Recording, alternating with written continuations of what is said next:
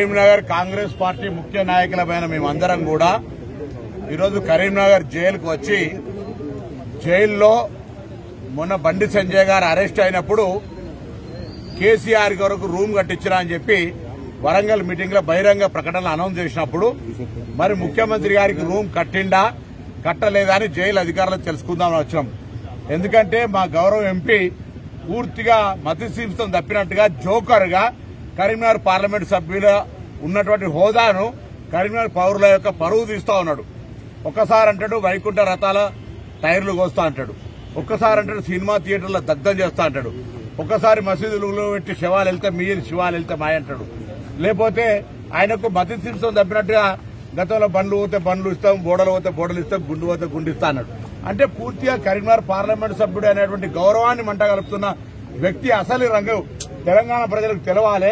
ఇక్కడ గెలిచిన తర్వాత ఈ ప్రజలను వదిలిపెట్టి భాగ్యలక్ష్మి టెంపుల్ చుట్టూ తిరిగి కొద్దిగా ఏమన్నా పూర్తిగా సైకిక్ అయిపోయినట్టు ఆ వాస్తవం ప్రజలకు చెప్పాలనే ఉద్దేశం కొద్ది ఇక్కడికి వచ్చినాం. అందరం కూడా అందరం నాయకులం.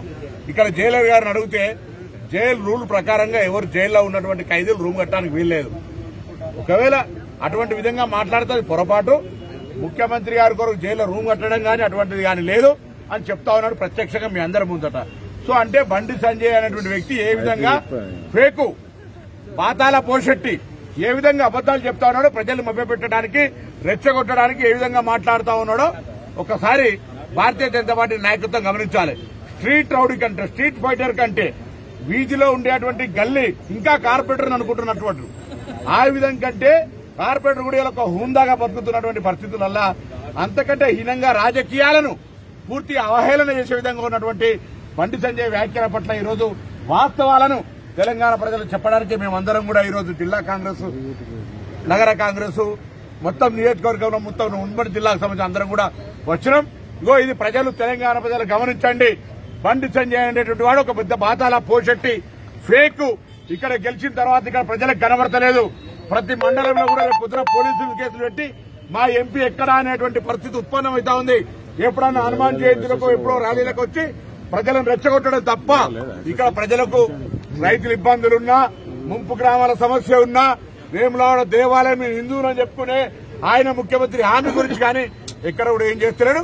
ఇగో ఇది వాస్తవాలను గమనించాలి. జైల్లో రూమ్ కట్టలే, అట్టిగానే అబద్దం చెప్పిండు. ఇదొక పెద్ద ఫేక్, ఇదొక బాధాల పోషెట్టి బండి సంజయ్ అని చెప్పే ఉద్దేశం ఉంటే ఈ జైలు సందర్శన కార్యక్రమం. హాయ్ ఫ్రెండ్స్, మా టుడే టుమారో యూట్యూబ్ ఛానల్ చూస్తున్నందుకు చాలా థ్యాంక్స్. మరిన్ని లేటెస్ట్ వీడియోస్ కోసం వెంటనే సబ్స్క్రైబ్ చేయండి. అలాగే ఈ బెల్ ని కూడా రింగ్ చేసేయండి. మా నోటిఫికేషన్స్ అన్ని మీ మొబైల్లో వస్తాయి.